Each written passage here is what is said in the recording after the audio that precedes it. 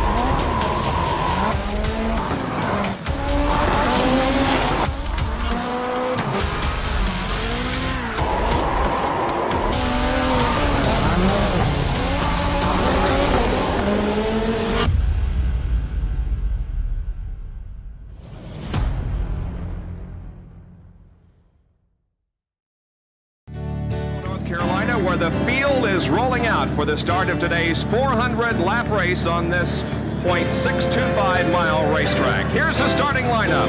On the pole from Dawsonville, Georgia, in the number 9 Coors Ford qualifying and Winston Cup race from North Wilkesboro is underway.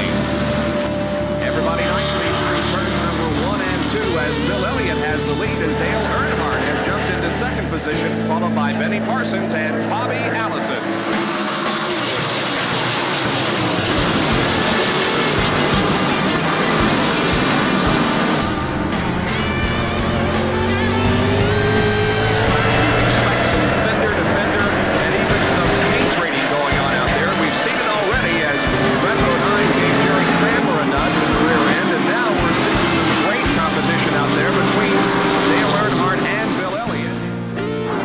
Georgia, Bill Elliott straining car number 9 to bring it home.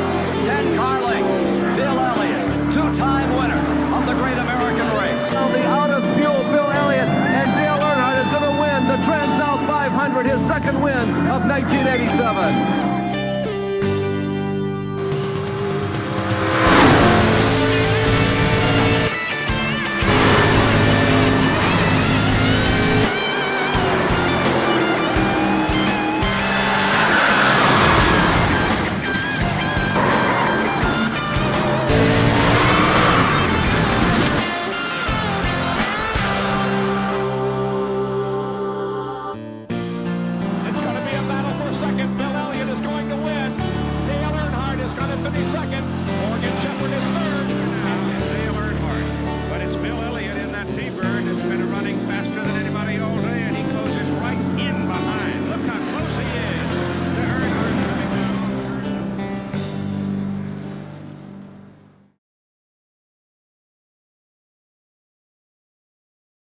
Welcome one, welcome all to SimSpeed TV here on YouTube, Facebook and Twitch, live and ready. It's round 4 of the Oceanic Dirt Sim Events ASC Series, Australia's premier online sprint car championship, 410 cubic inches of action around Limaland Motorsports Park for round 4 of the series. We've got a 40 green flag lap feature coming up for you tonight at a very challenging little bull ring of a racetrack.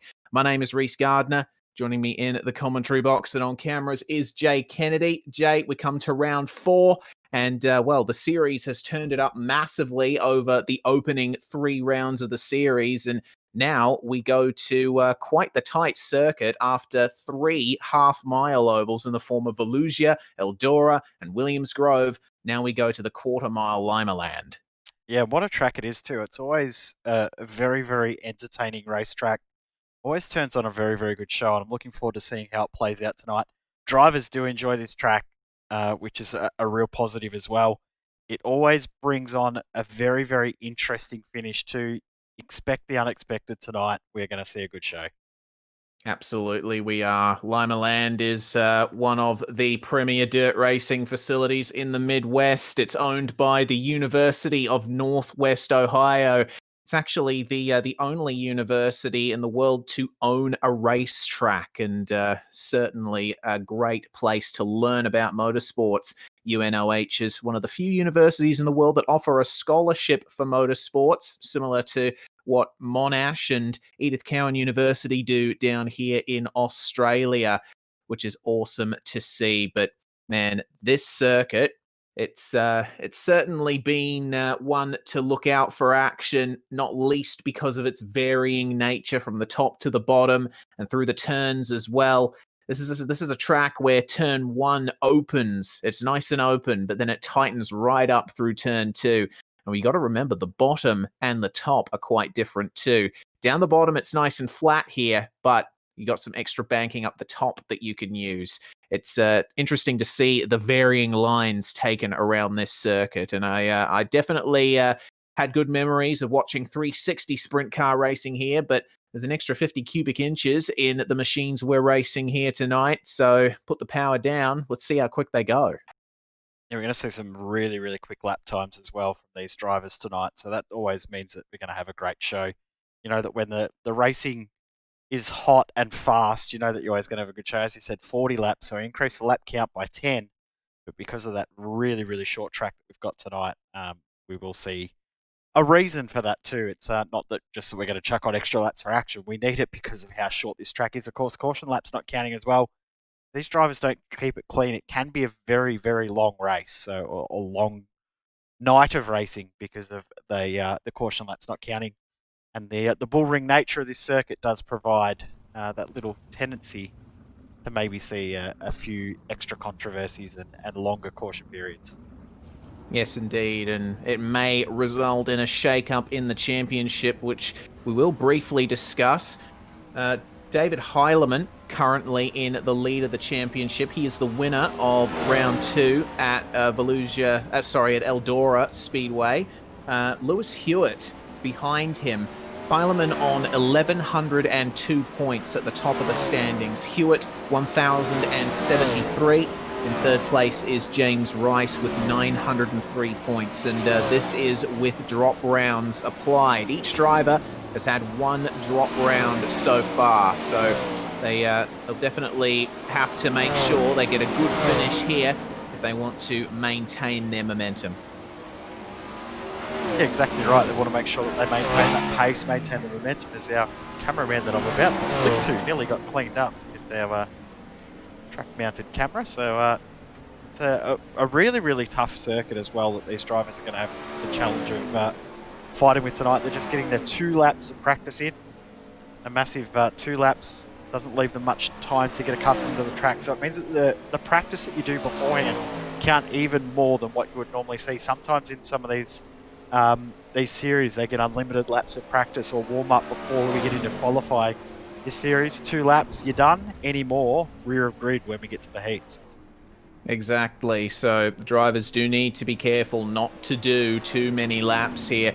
And I do enjoy the fact that they don't get much of an opportunity to suss out the track before racing actually starts. Definitely mixes things up. And you can see right there up in the top right just how quick a lap around this track is. 10.5 seconds, the fastest time from Lewis Hewitt in practice. Harry Stewart and Bob King completing the top 3. Times incredibly close. The top 4 covered by just under a tenth. So if that's anything to go by, we're in for some equally close times in the qualifying session. Top 28 all into the 10-second bracket, 11-second flat for Cam Taylor in 29th place. So that is really, really close. We've got 53 drivers, or 54 drivers, I think, yeah? 53. I'll stick with my first count. So 53 drivers in the field tonight, which means we should see 5 heats from memory. I think 48 is our cutoff for 3 heats. So, for 4 heats. So 5 heats tonight, which will mean that we're going to have a very, very tough night of racing ahead for the drivers. Yeah, for sure. And it's going to be added to by the random invert for the feature. Here on SimSpeed TV, we have our good mate, the spinny wheel, which is going to determine exactly how many positions get inverted. It'll be anywhere from 1 to 20, so it will be interesting to see how that works out. Last round at Williams Grove, it was the top 17 that were inverted in the feature, and it certainly resulted in one of the most exciting rounds of the championship so far. But that was at a track that was very open, very quick. It had sharp turns, sure, but there was a lot of speed being carried around Williams Grove. Here at Limaland, on the other hand, winding on as much downforce as they possibly can from those big wings on the top of the cars, and not reaching a huge speed as they travel around this circuit, which you are getting a lovely view from above of. Of course, everyone on the inside of the circuit in the pits for their practice. And you see how much the track has started to evolve in this practice session. Drivers experimenting with their lines as per usual. Few of them running the bottom, but you can see that the top is quite popular as well. You get a good perspective there, actually, of just how much the banking of the circuit increases as you get further up the track. Yeah, which I think we'll see the field a lot more spread in our earlier heats. In previous rounds, we've seen that the early heats have pretty much been nose to tail, follow the leader, but I think we're going to see the first and second heat tonight be a little bit more open. Then we'll go to a bit more nose to tail in the middle heat, and then we'll get to back more open or go higher again. So I think that the way that the track evolves tonight is going to be a little bit different, which could make the racing a little bit more entertaining to come the end of the night. It'd be interesting to see whether the drivers choose to want the track to be worked on before we get to the A main as well. Yeah, of course, the drivers do have that choice whether or not to have the track state reset before the A main, so they have a nice clean track to go off in the feature, but it seems that at pretty much every round so far, they have voted for that not to happen. But we are in qualifying now, and the clock is ticking down quite quick, and Harry Stewart currently on the top of the timesheets, 0.042 ahead of the 55 of Cody Lawrence. Bob King's opening campaign puts him into third, which is nice to see. Adrian Lamarquia ends up running a time 11.5 seconds. He'll only be 23rd. We take a look at Devin Butts to see what he can do around this circuit. 17th place for him so far. He was pretty strong at Williams Grove, so maybe he just needs another lap to get that down. It's a 10.853 for him, puts him up to 12th. But you see Devin being one of the drivers that goes down to the middle or the bottom. Max Lumsden as well going down below the banking. Technically one of the faster ways around the circuit if you don't want to try and fire it into the turns and run the high side, as you see Lewis Hewitt doing here. Lewis, of course, now a privateer after having left Slick Sim Sports, but his driving style hasn't changed. He's feeding the right rear to the wall all over the place. I'll tell you what, the colour of that car just surprised me a little bit. We're used to seeing him white with the teal numbers, but running to Australian gold, I would guess you'd call that. Yeah, it looks like it. It definitely doesn't stand out from the brown dirt as much as some of the other cars in this series do, but hey, that little bit of sunlight seems to have helped. Out comes Brenton Hobson for Synergy Sim Racing, Hobbo88 on Twitch. And of course, as with every round, he is contributing $10 prize money to the 6th place finisher in the A main. We'll see what kind of time he can put down in that number 88 machine across the line. A 10.9 looks doesn't look quite as quick as he'd want it to be. 29th so far. Yeah, it was that 29th on his first lap, but he's less than 2/10 off pole. Yeah, that is crazy. For the quickest time, 10.717 from Harry Stewart. This track's so short and these cars so fast that those gaps that you'd usually see really quite small. With about a minute to go, looks like everyone has done their laps. Hayden Cardwell was supposed to be in the session, but is not and has not set a time. So I don't think we'll be seeing him here tonight. But those are the qualifying results so far, and they will be split up into their heats once this qualifying session is done and dusted. And you see there exactly the top 30 covered by 0.2 of a second. Nathan Norman there just outside the bracket. Richie McLeod, winner of round one's feature, only 1,000th of a second slower. Goodness me, these times are close. Incredible. Less than 0.3 of a second first to 40th.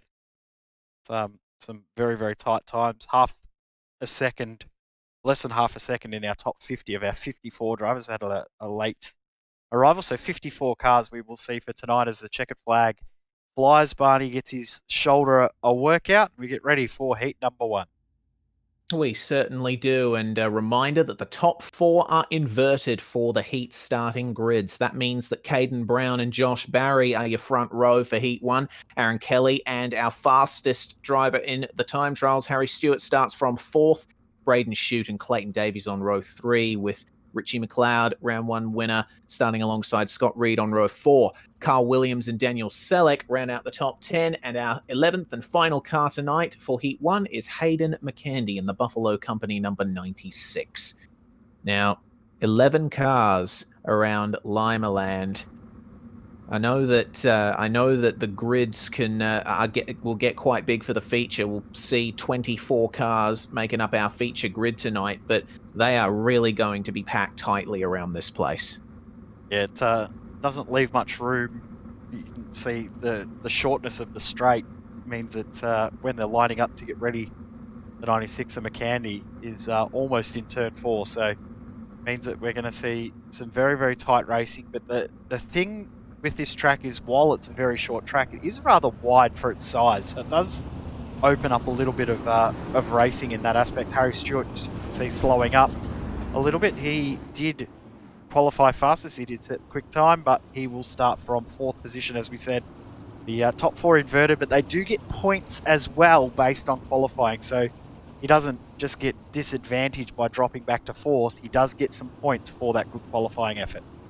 He does indeed. Every single session in the ASC Championship counts 4 points outside of practice, and the start zone is the middle tyre in the middle of turns 3 and 4, so that's when we're going to expect our drivers to accelerate away. Caden Brown's going to be lining that up. He passes by the tyre and away he goes. They fan out and the green flag flies. Brown goes to the outside, working the middle, Aaron Kelly, but Josh Barry trying up the inside, working the low line along with Braden Shute in the OPR car just behind. Looks like Caden managing to gap them already as they come around to completely into lap 2. It's an 8-lap heat here. He's having a great time there out the front. Josh Barry working the middle once again. Aaron Kelly, Clayton Davies behind them. Harry Stewart, it seems, is not in this heat. He's actually dropped out altogether in this heat, so I'm wondering if he was having some tech issues before the heat started, was trying to fix them, and that is why we saw him drop back in the field. It's a tight battle there between Brown, Kelly, Barry. Almost around when Aaron Kelly. Yeah, very careful racing there. Josh Barry now having to defend from Clayton Davies as he works the inside. Goodness me, this heat is going by incredibly quickly, and it's fighting pretty hard for that 4th place transfer spot. It's going to be Davies versus Shute for that one, and Shute is looking quite aggressive. He's going to try and do the slide job on the final lap, I would believe, but up front, Caden Brown comes around at the final turn to win the first heat of the night here. It looks like the top 4 has stayed pretty much the same there. So Clayton Davies is going to get through into the feature, as is Josh Barry and Aaron Kelly. The rest of them are going to have to deal with the consolation races to try and get onto the feature grid. Yep, so as you said, Brown, Kelly, Barry, and Davies through. Shute, Reed, McLeod, Selleck, Williams, McCandy, and our fastest time in the time trials, our fastest driver in the time trials being Harry Stewart, all have to go through the long way through the C and B mains and do the alphabet soup to get themselves into the main event tonight. Yes, indeed. Harry Stewart is back in the service, so we will see him again here tonight. Hopefully those tech issues are resolved. Here's the Heat 2 grid then. Max Lumsden and Lewis Clark are your front row. James Rice and round 2 winner, round 3 winner, Joel Berkeley starts from 4th. G and Cameron Dance on the 3rd row with Pascoe and Schultz behind them. Maloney and Stevenson on row 5. 11th and final car is Mitchell Broom. Now, I am really interested in this grid because I reckon pretty much all of these drivers have more than a shot. James Rice is running 3rd in the point standings at the moment. Joel Berkeley is a proven sprint car race winner. Cameron Dance as well. Both of them having competed on world championship level. John Schultz shows great flashes of pace. Jake Maloney, certainly a capable dirt racer as well. And Mitchell Broom starting from the back. I will be interested to see what he can do from there. Yeah, very, very tight. It feels like we say that every single night, though, doesn't it? Every single week we've said, wow, this heat's stacked, because the field is really, really competitive in this series. While we've got 54 drivers, the quality of skill between almost all of them is very, very similar. As we get the green flag, great jump from Lumsden. Yeah, Lumsden did very well there, but immediately down to the bottom goes Mitchell G, and he's working it quite hard. James Rice, though, getting the run on him, and G actually losing out on a couple of positions there. He's going to switch to the high line and continue working his way through. Berkeley getting into the wall slightly. Very tight racing here. Bit of contact between Berkeley and Lewis Clark. Lewis is almost out of control, and Berkeley has been turned around and over. Lewis Clark going to make a recovery from that, but Joel Berkeley is out of this heat. He is going to have to work on the consolations as well. Yeah, disastrous start to the night for our two fastest drivers in the time trials. Our first and second fastest drivers out, and we'll have to come through the C main. Incredible start to the night. It's going to mean that one of our championship contenders could be out before it even begins, with this round being more crucial at the halfway point of the championship. Lumsden's done a great job from the front. Rice has done a very, very good job. Cameron Dance in third position at the moment, who just raced in the Skip Barber series we had here on SimSpeed TV only half an hour ago. Yeah, Dance, very adaptive it seems, and he's putting in consistent lap times there as we're starting to see a bit of slickness form up the top on the entry to the turns. Oh, I just saw Dance get in the wall, but he keeps going. John Schultz getting harassed by Jake Maloney. Oh, I'm seeing another car on its side. Tyler Stevenson has had an incident. He's up into the wall. He's going to have to escape out as we get the checkered flag. That's Lumsden winning, with Rice and Dance completing the podium. John Schultz finishes in fourth. They're all going to go through to the feature. Unfortunately, Maloney, Broom, Clark, Stevenson, G, Berkeley, and the driver of Hayden Pascoe, who did not take the start, they're going to have to work their way through the consolations. Time for Heat 3 then. Another 11-car grid here. Daniel Gow, who finished on the podium in the feature at Williams Grove. He starts from pole alongside Dylan DeBono. Lewis Hewitt and Cody Lawrence on the second row. Ethan Bastian and Jacob Dixon start behind them. There's Vince Romeo and Cooper Dunn on row 4, with Griffiths and Howell rounding out the top 10.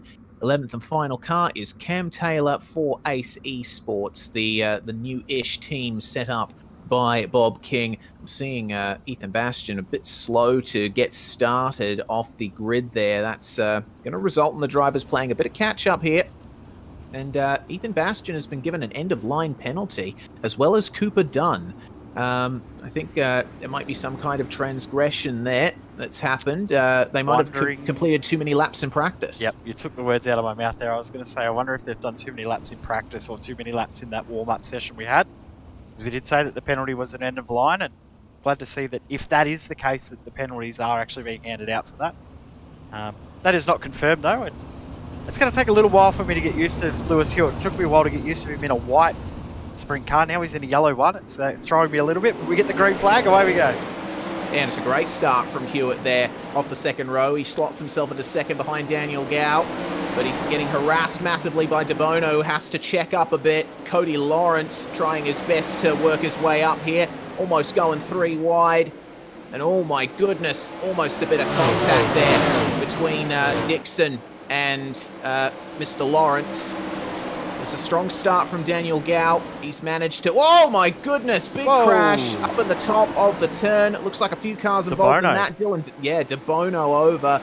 And also Jacob Dixon, too, facing that issue. But Lewis Hewitt now on the attack on Daniel Gow. He's starting to work the middle of the circuit, as we see the number 14 of Cam Taylor getting going again.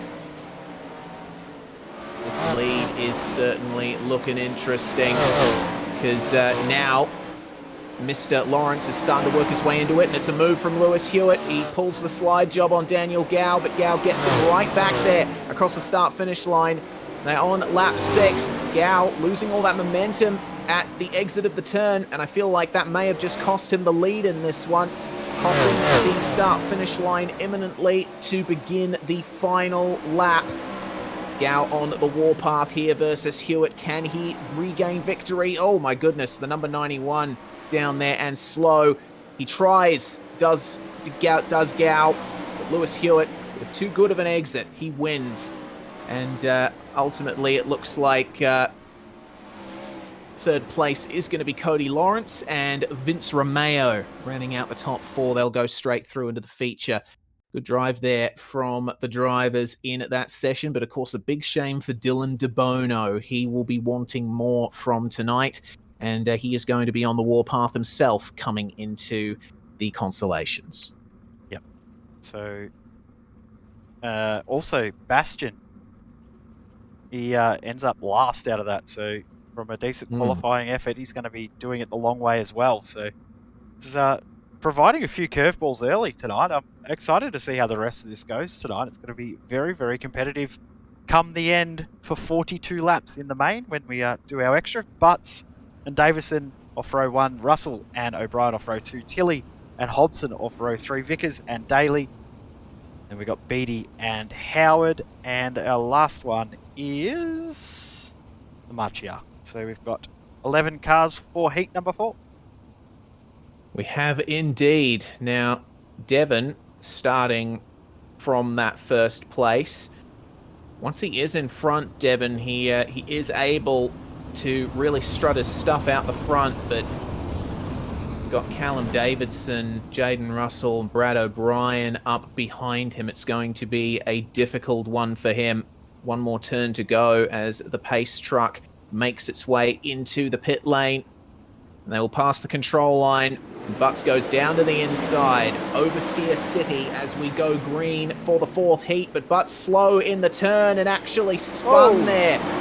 Right, it looks like that was that Davidson? Yes, it was, that ended up making that contact. So Butts now at the back of the grid. Your leader is going to be Clayton Tilley, battling with Jaden Russell, who's just taken him around the outside. Jaden Russell looking very comfortable up there on the top. Callum Davidson has been black flagged for the hit with Devon Butts. We have got a real battle for the lead here. All of our top 4 fighting hard with each other. Russell's holding on up the top. Tilley in second. Brad O'Brien in P3. Hayden Vickers trying to work his way through in position 4. It looks like Brad O'Brien now on the attack for Clayton Tilley. As we take a look at Brenton Hobson, he is assuming 5th, so if he can catch up here to Hayden Vickers, he'll be able to nab that 4th place and go through into the feature, but Vickers immediately going down to protect the inside. That's crucial. It's going to be an interesting little fight here for that final transfer spot too. You can see Hobson now starting to use that outside line. Looks like there might be a little bit more pace out there, and this is going to be a good run here. As they get the white flag this time, I think Hobson might be able to get it done on the next lap. Yeah, it looks like Vickers slotting in behind there. He's lost out on that one. But Jaden Russell rounding the final turn. A strong drive from him to take victory, and it's, wow, a close finish between 2nd and 3rd. Brad O'Brien just getting Clayton Tilley at the line, and Brenton Hobson holding off the final advances of Hayden Vickers to come home in 4th. It was quite the entertaining heat, but goodness me, they go by quickly, don't they? Not wrong, 1.5 minutes. These heats are tonight. Goodness me. 1:26 is the predictometer. So Jaden Russell, Brad O'Brien, Clayton Tilley, and Brenton Hobson through. Devon Butts will be the one that is going to be most aggravated with that result there, because he was starting at the front, and as you said, there was a penalty handed out for Callum Davison for that contact, so that will mean those two will both be starting at the end of the line in the C main, which will make it very, very spicy. Yeah, certainly shall. Time for our final heat of the night, and this one has an incredibly strong grid, as you can see. Ryan Harris and Daniel Hardigan on the front row, with David Heilemann, our championship leader, starting from 3rd alongside Bob King. Damian Rasmussen in 5th. What a top 5 that is, with Nathan Norman joining them there on that 3rd row. Ashton Manif and Nash Granger on row 4, with Bradley Oldfield starting from 9th alongside Nathan Bennett. And Hayden Cardwell was supposed to be taking up the final slot on this grid, but of course he is not in the server at the moment, so it's only a 10-car grid for this final heat. But what a grid it is. That top 5 is absolutely, oh my goodness, yeah, too right. Green flag is in the air though, and Ryan Harris gets the better start, but Hardigan immediately switching to the inside to try and get the advantage, and it looks like he's managed to get it. If he can switch up to the outside, he'll secure that, but he's lost a bit of momentum. Ryan trying to work his way through there on the inside, but David Heilemann ultimately the big beneficiary of all that, just stuck to his guns there on the inside as we see a slide job from Bob King there to put Daniel Hardigan back into 4th place. This is an incredibly close heat to start things off. There was a fair bit of contact there after King made that slide job between King and Harris. So don't think this is over. I think there might be a little bit of bad blood going on between those two, the way that there was contact there. So we'll see how that continues on.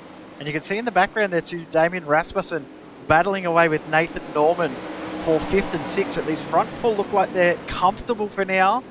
But Daniel Hardigan will be a little bit nervous about the pace of Nathan Norman behind. We're already halfway through this heat. 3 laps to go. Wow, and Ryan Harris continually suffering there down on the bottom. Meanwhile, it looks like it's almost 3 wide for 5th place. Nathan Norman, Bradley Oldfield and Damien Rasmussen all fighting there. But currently, Ryan Harris is the driver in 4th. He's starting to come under a little bit of a threat there from Nathan Norman. Hopefully he can hold on to it. David Hyland actually going off the circuit there. Yeah, a bit too much oversteer, and he's catching the tyres on the inside. It's not going to help him there. Daniel Hardigan manages to take the lead there, and Heilemann goes spearing into the wall. That's a dramatic finish to the heat. Daniel Hardigan getting 2nd with Bob King coming home in 1st place. So David Heilemann, it all went wrong for him there. Yeah, just the tyre clip coming out of turn 2 cost him the momentum, and then tried to take a little bit too much coming out of turn 4, and that cost him the win. So Bob King wins, Hardigan 2nd, Heilemann 3rd, and Ryan Harris into the A main. B main will be Norman, Oldfield, Rasmussen, with Manith, Granger and Bennett coming up right now. Goodness me. So straight through into the C main. Fortunately, Heilemann was able to still cross the line in P3 there, which is good to see. That looks better. Certainly does. Beatty, Manif, Williams and G, your top 4 with DeBono and Lamacchia on row 3. Nash Granger and Hayden McCandy, along with Joel Berkeley and Jacob Dixon. And Joel Berkeley starting there from 9th. We've already seen how difficult it is to pass around this circuit. He's in for a tough one. Devin Butts and Nathan Bennett in 11th and 12th, with Harry Stewart and Hayden Pascoe on the row behind. Ethan Bastian and Callum Davidson round out your 16-car field here for the C main, and my goodness, it is almost too many cars for this very tiny circuit, but we've got even more cars to come in the A main. The top 4 from this consolation event will go through to the B main, so once again, we'll be keeping an eye on that 4th place transfer spot. Lockie Beatty is going to lead them away here alongside his teammate Mitchell G. Away they go. The field forms up nicely, and we have a green flag. So it is Beatty and Norman still assuming the top 2 places, but contact on the bottom there, and there's a pile up. Dylan DeBono, Devin Butts as well involved. Many drivers, Jacob Dixon, Adrian Lamacchia, and Carl Williams too. Ashton Manif has had to stop on the inside of the circuit there. A lot of drivers ultimately coming out of that quite unhappy. Big winners out of that though. Harry Stewart and Joel Berkeley just got 4 positions for nothing. So they'll be a little bit happy about that happening. But Berkeley now into 3rd, Harry Stewart into 4th now as he gets past Pascoe and Granger. But what I was going to say before we went live, or before we went green, there's probably 8 names you could tick straight away that you'd expect to see in the A main and this C main, as we saw last week. So this is going to be disastrous for some people. But Berkeley is just driving away Harry Stewart, doing enough. The leaders come together. Oh no! Okay, that's our 2 leaders, Beatty and G, going together and gifting the 1-2 to Joel Berkeley and Harry Stewart, and that means that Hayden Pascoe and Nash Granger now take up the final 2 spots in our transfer positions. So that is certainly going to be something to talk about between Mr. G and his teammate, but looks like things are continuing. Lap 9 now they'll be coming up to of this 12-lap event. Joel Berkeley managing to hold off Harry Stewart very nicely. You can see Stewart is trying his best to search for some grip there in the middle, but Berkeley seems very comfortable up the top. There's a nice cushion right up near the wall. Ethan Bastian now attacking Nash Granger for that 4th place. Can Ethan Bastian redeem his night? He's had to work the inside. He switches up to the high line, going for that late apex, trying to straighten out his throttle application as much as possible, but it's not working for him at the moment. The leaders, meanwhile, coming up to their final lap, and it's side by side. Harry Stewart taking the lead from Joel Berkeley on the final lap. Does Berkeley have the momentum to retake the lead before the line? This is going to be an interesting finish. It looks like Stewart's managed to clear him. So Harry Stewart wins the C main. It's going to be Hayden Pascoe in 3rd, and Nash Granger losing out to Ethan Bastian there. Sebastian through now into the B main. So, unfortunately, we say goodbye to Granger, Davidson, McCandy, Butts, Bennett, G, along with Dixon, Beattie, Lamacchia, DeBono, Carl Williams, Ashton, Manif as well. That is a big shame for all of those drivers. This is yet another round of the championship where we've seen proper A-main contenders taken out before they get a chance to show what they're worth. Going to be a lot of chat again. The post-race chatter has been pretty action-packed throughout this series, but I think tonight's going to be even more. We haven't even got to the A-main. Have a look at how stacked this B-main field is. My goodness, Shute and Maloney on that front row with Zach Howell and Hayden Vickers behind them. That's a strong top 4. Nathan Norman as well from 5th alongside Scott Reed. Mitchell Broom making a start from 7th.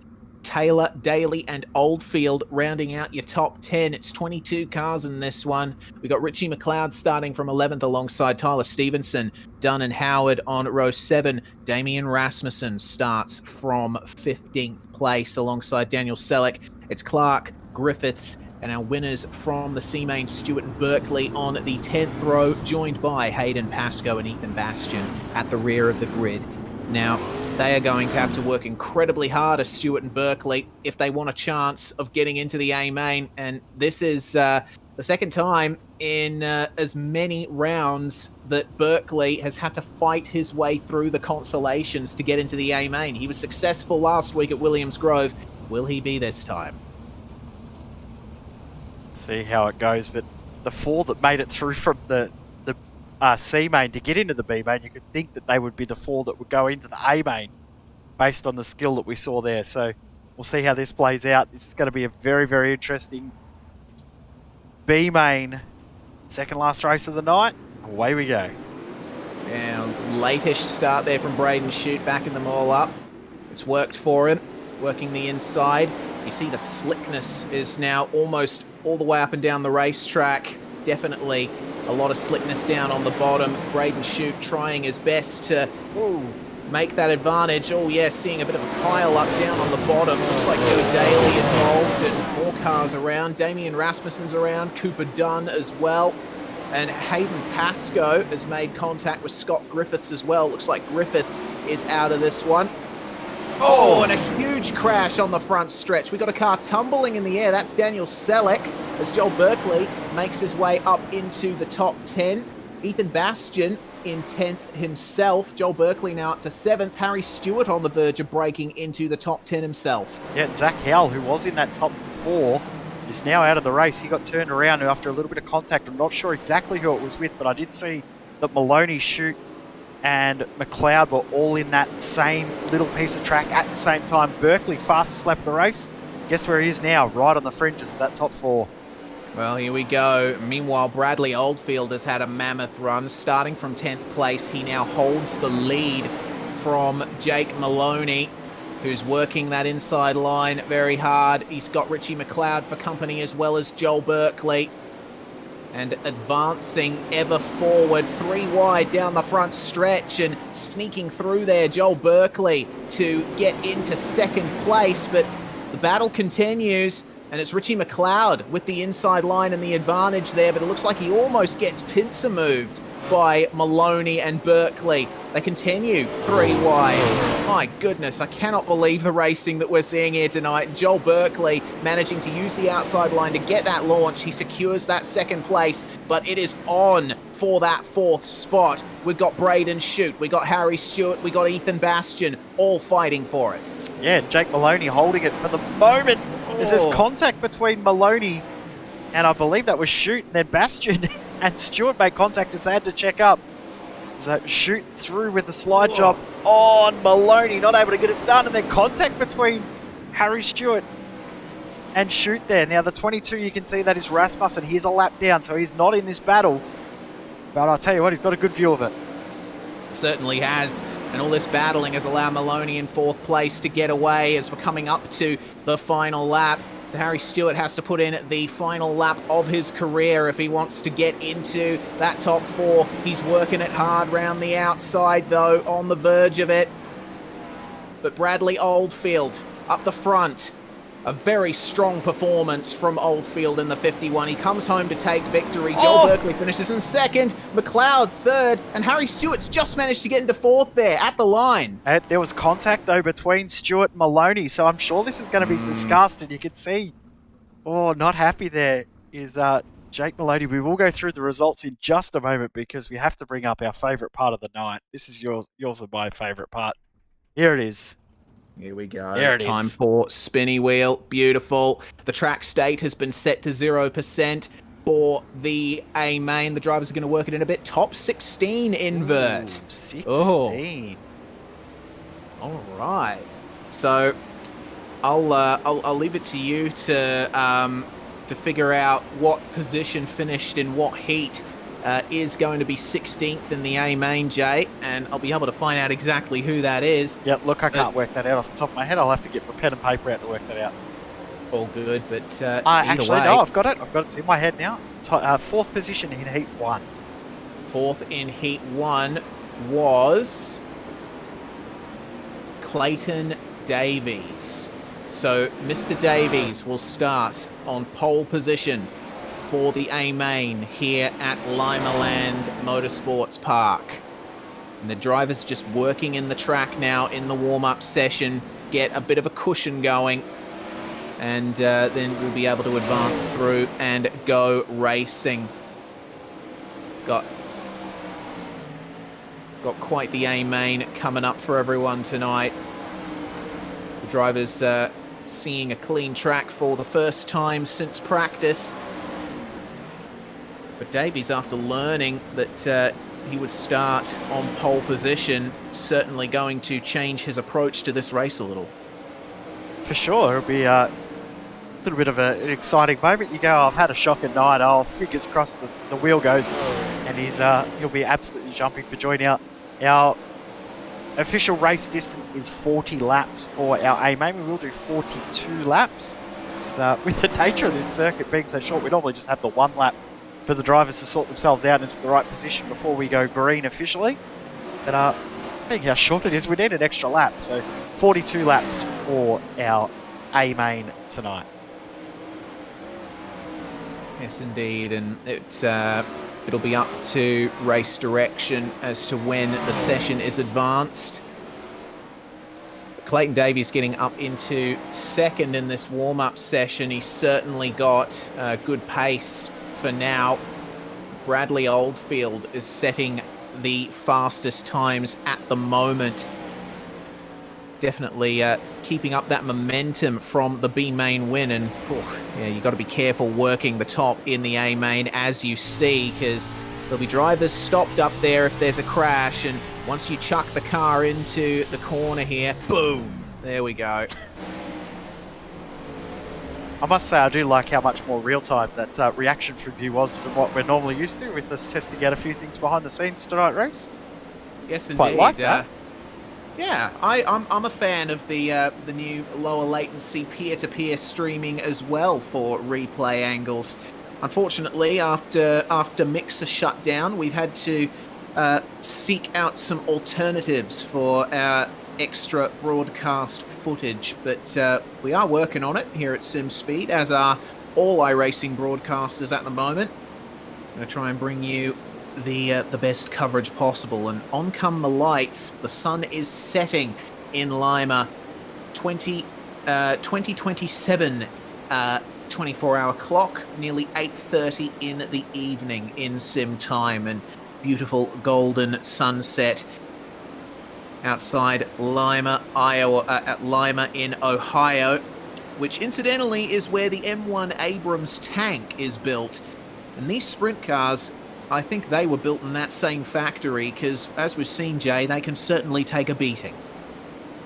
Some people might say, depending on the setup, they drive like a tank too, because some people probably aren't feeling the circuit or feeling the car as much as others are. So, be interested to see. But Berkeley and Harry Stewart both do the alphabet go from C to A.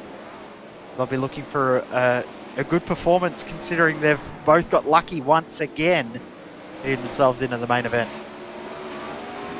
Yeah, for sure.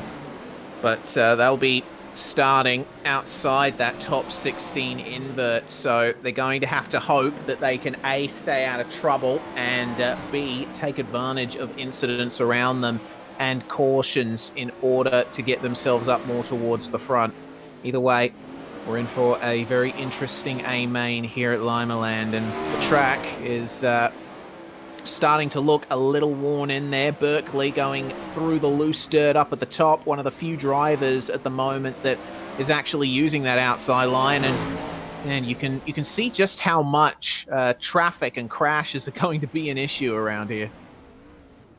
Definitely, you don't want to be stuck in that mid-pack. I think you either want to be right at the back and slowly pick your way through using the cautions to your advantage, or be right at the front and hold your position. I think that midfield is where all the action's going to be. And I don't know if you want to be in that midfield when we go green in just a couple of minutes' time. Yes, indeed. Just waiting on confirmation. I'm seeing at least one driver in the session saying that the track is good to go. We'll wait to see if our race director Brady Baldwin advances the session forward. Cars exiting the circuit and the track falls quiet.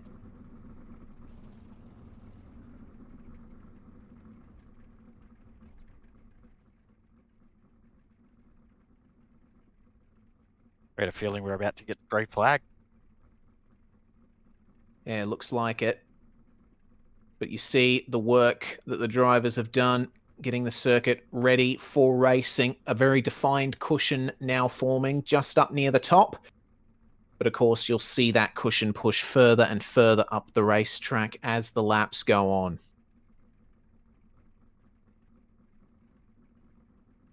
Amazing to think this race will bring us to the halfway point of the championship already as well, which is incredible considering it feels like only last week that we started, but we're at the halfway point, round 4. Next week we're at Knoxville, which is always a great show. Lanier, Charlotte, and Lernerville. Lernerville has probably become very, very quickly my favourite of all of the dirt tracks on iRacing.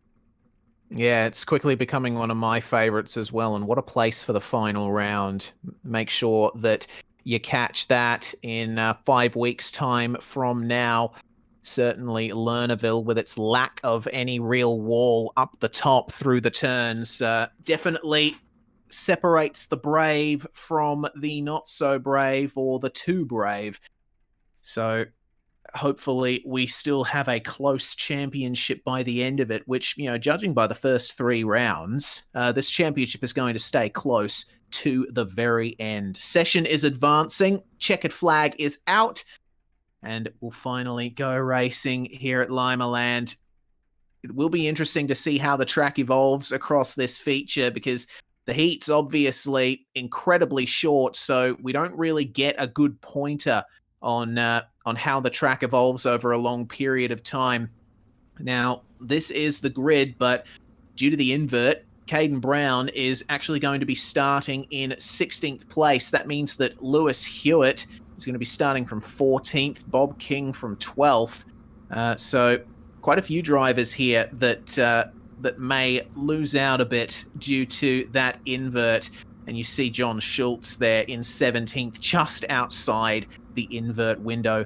Ultimately, this means, though, that David Heilemann is going to start on the front row for this one, which is certainly going to help him out in terms of the championship, with his closest rivals starting so far down. 100%. This is a chance for him to really, really take a grip on that championship fight. So we'll see if this does play out in that way. One thing too, I was going to say while we were talking about schedule, big weekend of dirt racing here on the iRacing Esports Network too. Of course, the Major Series running their dirt event this weekend. See a lot of familiar names out there with the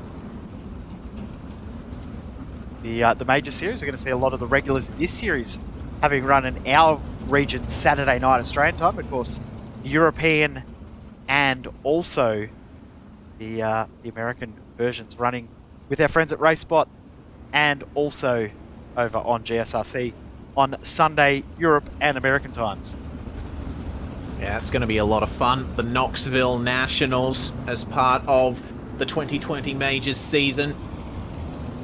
It certainly will be quite the event to see these guys that you're watching now, the best in Oceania and some from America as well, taking up the fight against the Majors Series regulars. Certainly Cameron Dance is going to have a great advantage in that one, given the amount of dirt racing he does and how much experience he has in these 410 sprint cars. So here we go then. The iRacing green flag has flown, but we are going for an extra lap after this one before we get the proper green flag. It looks like the invert has been completed. Yep, so just a few drivers will be getting some black flags cleared that need to, and then we will get the all clear and go next lap for 40 full laps of racing. Look forward to seeing how this plays out. And as you said, Heilemann, he'll be absolutely thinking this is how lucky can I get with that invert. He would have been hoping it wasn't 14, but hoping it was 15 or higher. And he's got lucky. And he'll be right there with the chance to steal a win. Let's see how he goes then. Green flag, and we are racing in the feature at Limaland. Heilemann sticking to the outside with Davies, but Clayton Tilley working the inside, taking advantage down the short straights here. Side-by-side running between Cameron Dance and Josh Barry as well, with the car of Brad O'Brien getting involved down there in 6th and 7th. Cody Lawrence putting on a good campaign down the inside as we see a secondary cushion form down on the bottom. He's really keeping it nicely there with Clayton Tilley, and Heilemann, it seems, not quite able to capitalize up the front. Oh no, Tilley's been turned around, and that is a pile up on the inside. So who has been involved in that one? Tilley along with Daniel Hartigan as well.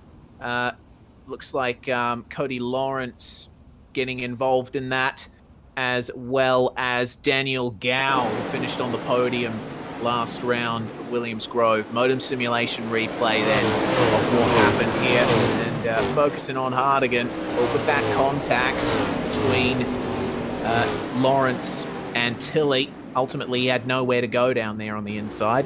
Yep, Gow and Hartigan just unlucky, wrong place, wrong time. Cody Lawrence looks like he's been given an end-of-line penalty for that as well, for that contact there with Tilley. So he'll be dropping all the way back down the field. Heilemann wasn't anywhere near as quick as I would have expected him to be. He struggled there and almost lost second spot and dropped back to third there at one point. Cameron Dance, how's that? Already up into third. Yeah, Cameron has put on an incredible drive there to get himself up into that position so far. But Heilemann there on the outside definitely doesn't have the advantage on the restarts. He's going to have to be careful off of this one.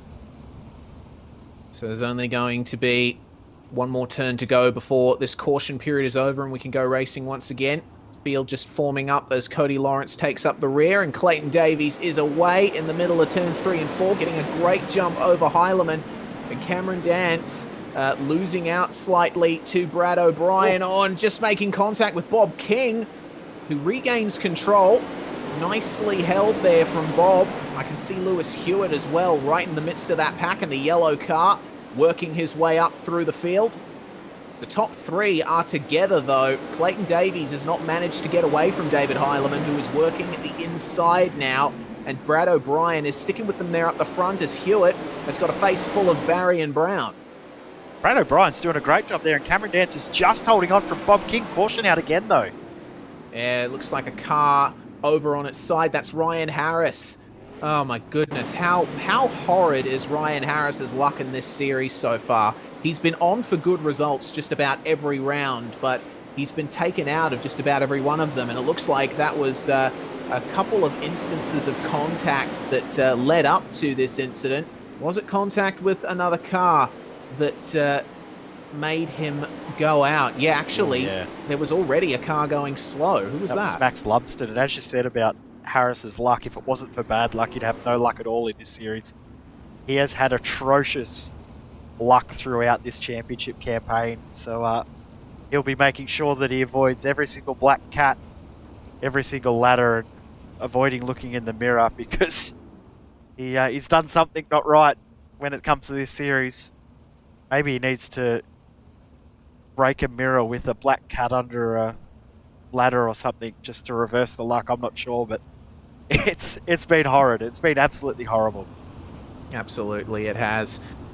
Well, the field forms back up into double file. The pace truck, long way ahead, and pulling on in at the end of this one. So once again, we get the start. Davies and Heilemann on the front row, but Dance no longer in third. It's Brad O'Brien with the inside, and there we go. Davies is away, and O'Brien snatching second from David Heilemann, almost going for the lead there, but loses momentum through the turn. They almost go 3 wide down there on the bottom. The number 2 of Bob King working at the very inside. Heilemann has not had the best of luck on this restart. He is getting swamped. Bob King's doing a great job of showing some good pace there. Oh, no contact right on cue. He's absolutely shot Aaron Kelly to space. And Aaron Kelly, well, he's missing the front of his car, and he'll probably be having a little bit of steam coming out of that helmet right now as well.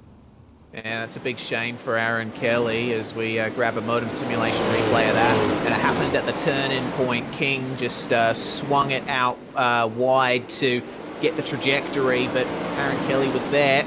Bam, there is the contact. King just feeding him the right rear, and up he goes into the air. Aaron Kelly will be incredibly unhappy with that one, and Bob King might have a penalty coming his way. Yeah, I wouldn't be surprised. He hasn't been given one as of yet, but I'm sure that Race Control is reviewing that as we speak. Now, apologies with the on-screen graphics. Of course, they're not showing any gap. Now, the reason for that is the track is that short that the overlay software gets confused by how short the track is and can't provide a live gap. So that's why we don't have a live gap. The other thing is I think it's too short that it's not actually adding up the lap numbers under green correctly. So we may be a lap or 2 out of what the official number is. Well, we'll see how that one goes towards the end. Brad O'Brien leads them away. Clayton Davies in second. O'Brien absolutely shooting his way up to the top now. Jaden Russell trying his hand as David Heilemann working the inside. King has switched to the outside line along with Lewis Hewitt, and all of them just trying to find one little bit of space on this dirt circuit. But King working around the outside. He's got the momentum going.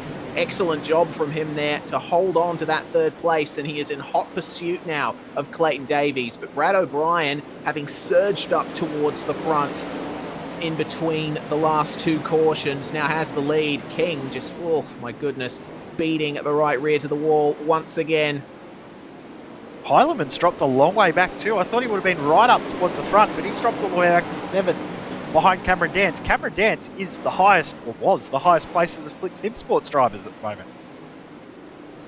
Yeah. Caution again. The caution is out again. Okay, we'll have to wait and see who that one is for. It looks like Max Lumsden was just getting going there. Was there a car stopped down on the bottom? Looks like Caden Brown had a couple of issues there.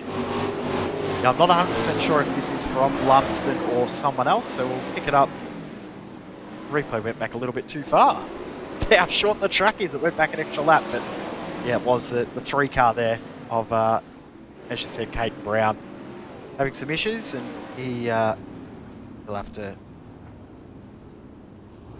probably drop to the back of the field. Not that he has got a huge amount of ground to go back.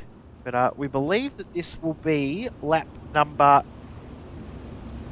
18 or 17 when we go green. So I think when we go green, the lap count numbers might be right. Okie dokes. We'll see. The drivers forming back up in double file. Of course, if there are back-to-back cautions, or if there is a caution within the last 10 laps, then the restart is set to single file, but that would result in a long snake of cars going literally halfway around this racetrack, which will certainly make for an interesting start. Once again, green flag is away. Brad O'Brien does not get a great start that time. Davies stuck with him and is going down the inside, over under, fantastic, followed by the slide job into the last turn, but O'Brien gets him right back. Lewis Hewitt then up into third, but almost gets turned by Bob King. King has to go back to, looks like something like sixth, and oh my god, this is not good. David Heilemann interlocking wheels there with Bob King and Cameron Dance. And that started from Bob King. Oh, Dance the tires. Dance, no. And that looks like it was contact between Dance and Heilemann that did that. Heilemann was starting to move a little down the racetrack along the start-finish stretch while Dance was coming up, coming out of the turn, and that's just turned him straight around. Fortunately, no other cars involved in that one. They all managed to avoid him. Very lucky. I believe that was Oldfield potentially that made that contact there. It was Oldfield, my apologies. Now that incident all started from Bob King clipping that inside tyre at the inside of turn 3 the lap previous, which checked up that entire group of cars. So we'll be going single file restart this time, it looks like. Indeed, and looks like Cameron Dance has been the one to be given the end-of-line penalty. Of course, since Oldfield was just ahead of him at the time the contact was made, and Dance was the car that caused that caution. So, to the back of the field for you, double Cam. file. Oh, okay. That took me by surprise. Yeah, I think it makes sense, though, because the track is just too small for a single-file restart to be of any real use. We'll see if they go green here. Away they go, and Lewis Hewitt up into third. That's not a great start from O'Brien. He had to have a couple of stabs at it, but he keeps the lead there. And Clayton Davies trying to work the outside, but he hits the wall, and Hewitt and the 27 coming together as James Rice is on his side. Wow. James Rice is another driver that either has great luck and great pace or no luck and no pace. Tonight's been one of those nights where he's had some decent pace but no luck. Well, he's done for the night as well. We're going to take another look at what happened to him here. The modem simulation replay, of course, no way he could recover that with the car on its side. And, oh my goodness. That was just very messy on the outside. There was Berkeley, Heilemann and Stewart all making contact together. Wow, So, okay. And those are three of the top competitors in this championship, and all the way down in the midfield, not quite where they're used to being. Yep. So Berkeley and Stewart have made their way up into that midfield, and Heilemann's dropped from second, started this night in second position. He's now back in 15th. So he's back to where he was originally going to start. Yeah, wow. So Heilemann has not had great luck here at all. Probably the race setup not up to his usual standards. It's a single file restart due to back-to-back cautions, and O'Brien leads them away. This time it's Jaden Russell who's managed to make his way up into second just before the caution came out. So now Hewitt on the back of Davies for the final spot on the podium, as I see Brenton Hobson and Daniel Hardigan going side by side. Very intense battling between these guys. Hardigan gets the inside line and goes through. Bob King now looking to get in on this along with John Schultz. Schultz having a good running there in the top 10 as King feeds the wheel to the wall. Hobson and Hardigan side by side once again. And Hardigan, it looks like, with the momentum around the outside. And that puts Hobbo back into his normal position of 6th place. I must say, Jaden Russell, he's been doing a fantastic job tonight. He and Clayton Davies both been doing a great job up towards the front. And are doing everything they should with some very, very fast drivers around as Lewis Hewitt tries to get through, and Hardigan making a move now. Oh, squeezing down there. Jaden Russell for that second place. Hardigan got on the throttle at exactly the right time and secured that position. Now Jaden Russell is going to have to get back online and start keeping that momentum up because Bob King is going to be coming for him. Hewitt, meanwhile, having worked his way up into second, his next target is Clayton Davies. And he goes for the slide job down the inside, but will Davies get him back here on the following straight? Yes, he will. There's just no grip on that racetrack, and Hewitt's actually been majorly disadvantaged by that because Daniel Hardigan now is having a go at them, and this is a proper fight for second place. Yeah, good battle going on here. Brad O'Brien's just checked out from these guys. Oh, no! Oh, no, there we go. And that is Lewis Hewitt and Jaden Russell coming together there. They just interlocked wheels, and from then on, there was not much that they could do. So Lewis Hewitt now all the way back into 13th position with this caution. I was just talking up how good a job that's commentator's curse there for me on 27 of Jaden Russell. Talk up how good a job of how good a night he's having. And it's shuffled way back in the field, and now we'll restart as the last runner in 21st position. Man, oh man. A lot of drivers have just had rotten luck here, but that is the nature, I think, of these very short, very tight dirt circuits. Fairbury, much the same as well.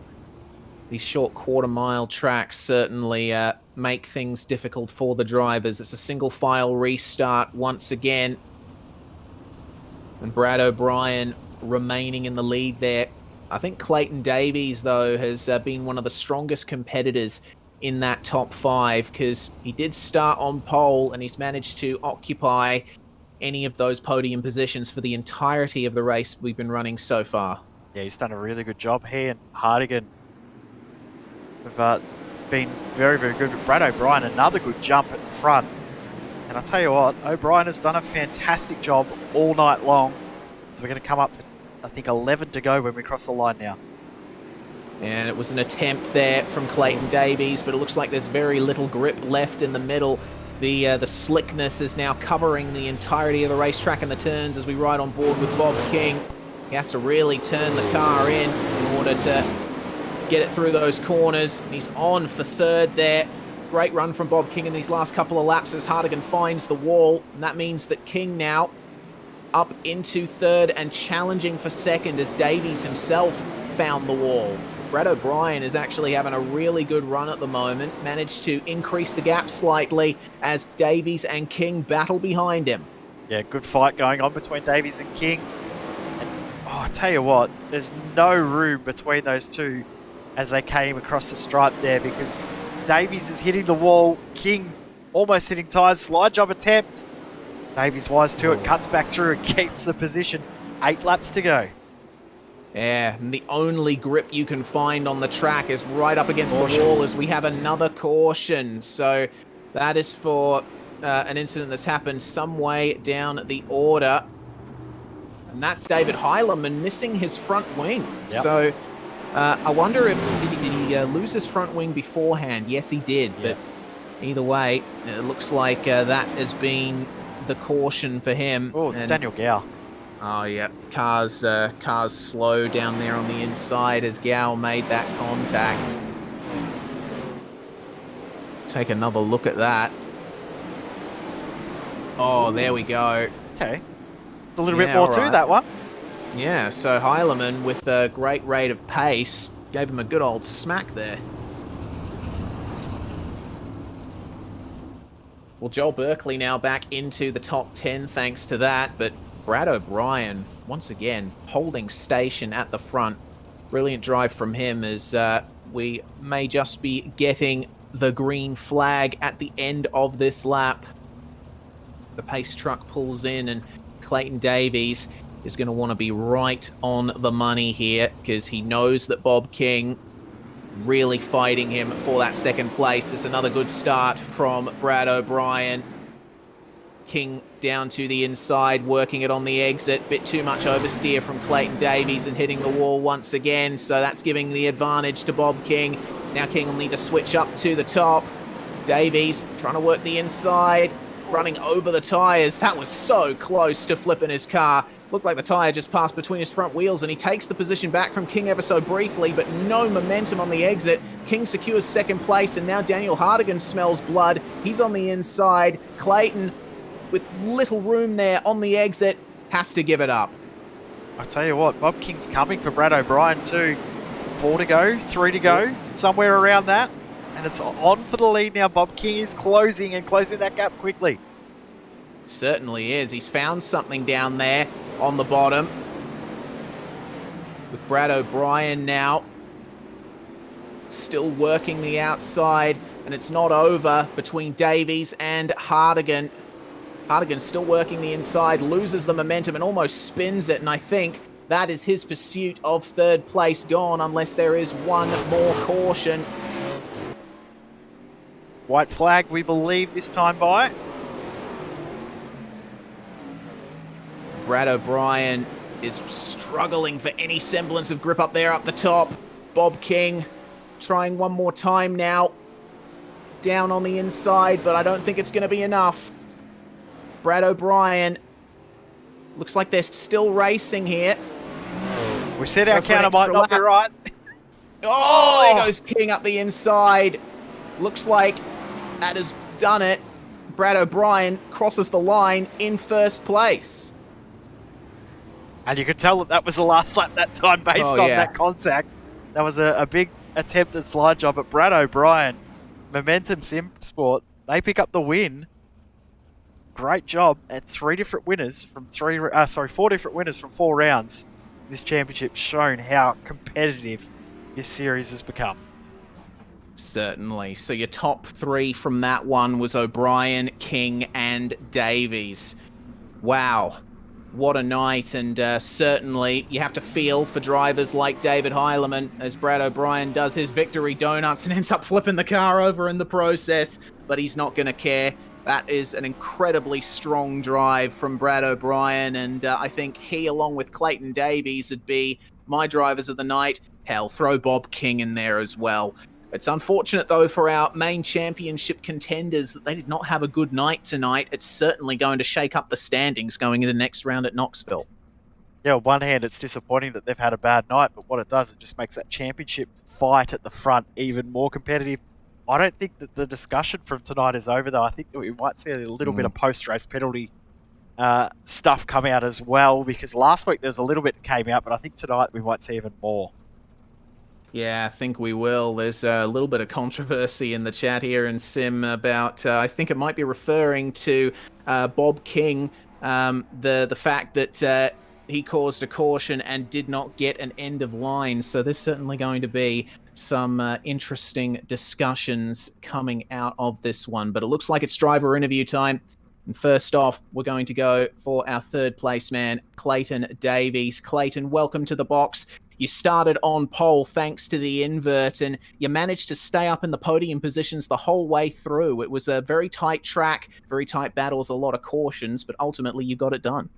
Yeah, it was a hard job, to say the least. It was good to finally get a podium. I've been trying really hard in this series and just had bad luck, and I like the short tracks. I think I'm better at them than what I am in the big half miles, but I'll take a third place. It's better than nothing. Yeah, for sure. And I think especially considering that you were going to start in 16th, if the invert had not fallen your way, certainly the night would have been quite different. But still, it looked like it was some great fighting up the front. The melee up at the back seemed to be avoided by you guys in the top 3. It looked like quite respectful racing for the most part. It was, and it was good to actually have some clean racing amongst us. It's becoming a bit of a rarity these days, but it was good to have good blokes around us that can race nice and clean. Well, this is the halfway point of the championship, and certainly with the feature win here, it's going to be a great haul of points for you. Are you still thinking that it's a bit too early to be thinking about your position in the championship, or do you have a goal in mind? At the moment, we got a pretty rocky start with the start of the season, so a decent top 10 finish in the points would be more than a bonus for us. Well, before we let you go, Clayton, anyone that you'd like to thank, any shout-outs or sponsors from your side of the garage?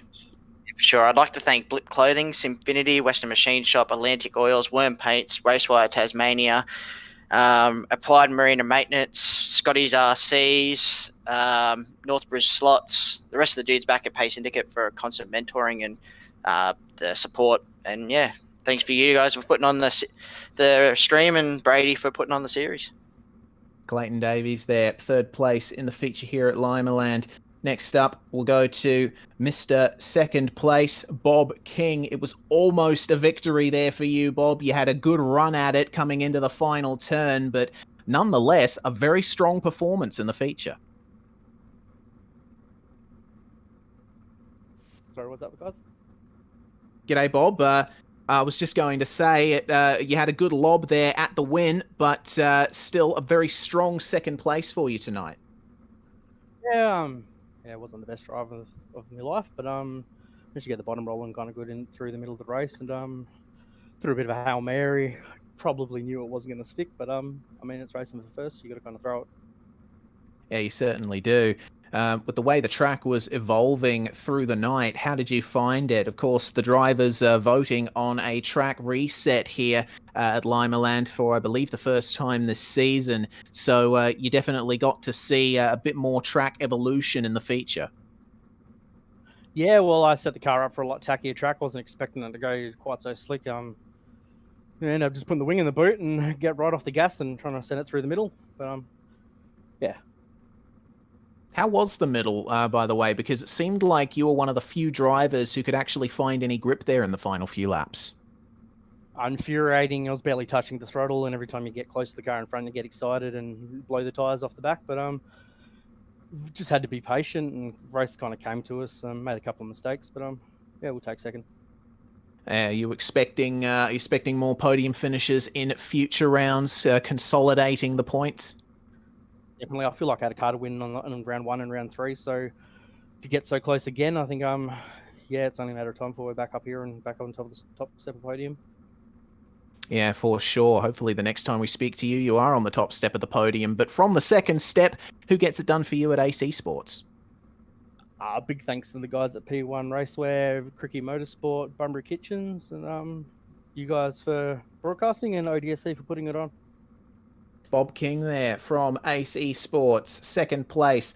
And our final driver interview of the night, the number 77 of Brad O'Brien. Brad, you must be over the moon with that victory. It was a great performance from you. How are you feeling right now? Yeah, pumped. First win in ODSE and ASC, so yeah, over the moon. It looked like quite the advance from you after the first caution. Was it just a case of luck falling your way, or did you prepare for the track state and the amount of traffic that was being experienced? Yeah, me and the boys have done a few practice sessions on this track the last couple of days to try and dial in, but yeah, I was just trying to keep out of trouble all night last season here. I got taken out of my heat race and finished up in the C main, so I was just trying to get through the heat race and stay out of trouble in those first 10 laps of the feature. Yeah, it certainly didn't look easy for you from up here in the commentary box, especially in the final few laps when Bob King was advancing at you. I was having a listen into your car, and it looked like it sounded like at least you were barely touching the throttle at all up the top. Yeah, I don't think I went over 40% throttle for those last 15 laps. I was just trying to keep it as straight as possible and yeah, trying to let the tyres do all the work. Well, coming off your first win in Oceanic Dirt Sim events, is the fire in your belly now for next round at Knoxville in the second half of the season? Yeah, bloody oath. I haven't had a good opening start to this season, so hopefully that bags a few good points and we'll try and move up on the points board. Certainly will. Well, before we let you go, Brad O'Brien, who gets it done for you? Who'd you like to thank? I've obviously got to thank everybody at Momentum, Devon and Tilly, and all the boys who run ASC with us. Newland Contracting for coming on board with us the last couple of weeks. They've been really helpful. Everything Dirt, Verdict Clothing, CT Designs, Gold Robber Hockey Schools. You guys for broadcasting, Brady, Bob, everyone who makes this happen. And yeah, if there's anyone I've missed, thanks to them as well. for Momentum Sim Sport, Brad O'Brien, your feature winner for the first time here at Limaland Motorsports Park. Thanks for joining us, Brad. Well, Jay, that brings to an end proceedings for tonight. Another interesting round here with our championship contenders not having the best of nights. Yeah, it's going to be a real interesting championship as we hit the halfway point now, halfway through the season. 4 rounds to go. Of course, drop rounds are available for each of our drivers. They all get 1 drop round, and they also have a joke around their best points haul in the championship. Those points are doubled, so capitalizing on those rounds can be very, very key. And likes of Brad O'Brien, he's now right in the championship fight, because that double points haul that he'll get from tonight will throw him right up towards the point again. It absolutely will. This is going to be quite the mix-up. I can't wait to see that standing screen when we introduce you to Knoxville. Same time next week in the same place, right here on the SimSpeed channel on YouTube, also on Facebook and Twitch as well. Well, we want to give a big thanks to SM Sim Sport for their presentation here tonight. We want to thank Hobo88 for putting up the $10 prize money for 6th place. And of course, we want to thank Brady Baldwin and the crew at ODSE for putting this whole shebang on in the first place. Knoxville is the next round, but we go there early. Remember, you can tune in on Saturday on the iRacing Esports Network for the international division of the majors, where we race at the Knoxville Nationals. You're going to see many of the same names you see here tonight competing in that. But from all of us at SimSpeed TV here, my name is Reese Gardner. Jay Kennedy joining me, and on the cameras, handling everything behind the scenes as he always does brilliantly. It's bye for now, but not forever.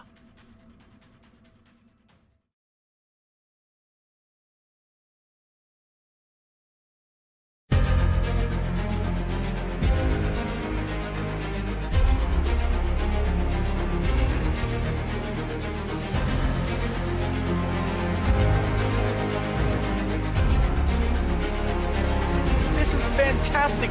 This is GT Racing right now. He's got traction. He's got rid of the outside. Both of them. Maloney. Oh, he's taking Anderson.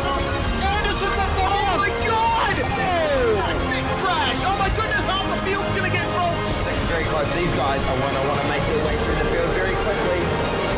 Oh, there we go. Oh no, that's massive. This is it. This is over. I can't believe this. Oh my God. God, what?